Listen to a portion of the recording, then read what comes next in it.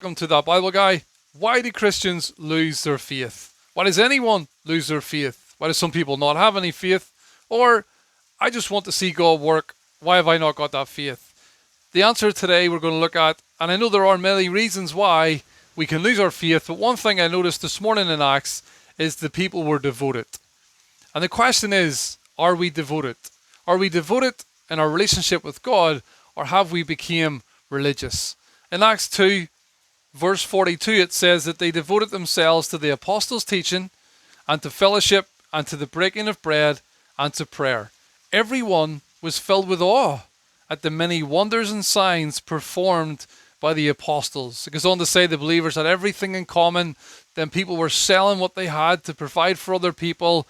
And it says many people believed. This is the blueprint for the way we want our church to be. Loads of incredible miracles happening, people in awe of what's going on, people willing to sacrifice and give up, and many people are being saved. But what does it all start with? It all starts with the people's devotion. They're devoted to the apostles' teaching, that's the word for us.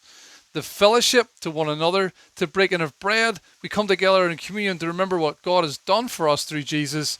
And it says, and also to prayer. They were not religious.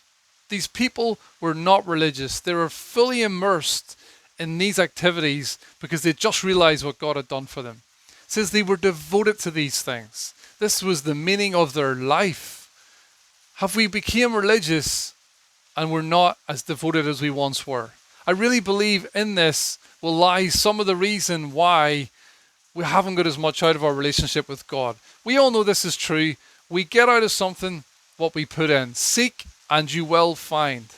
Muhammad Ali was speaking to his daughter one day, who was wearing rather revealing clothes. I think she might have been quite young. So he sat him up beside her and he says to her, anything that's of any value in this world, you have to work very hard and dig often to find it.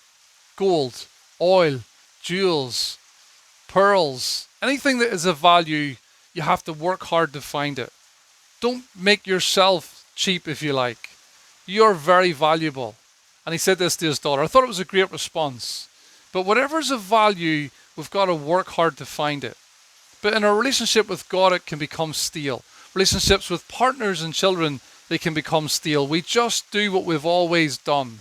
These people were not doing what they'd always done. They were devoted. So I ask us today, are we devoted or have we become religious? When's the last time you did something for God that showed devotion that was just between you and him?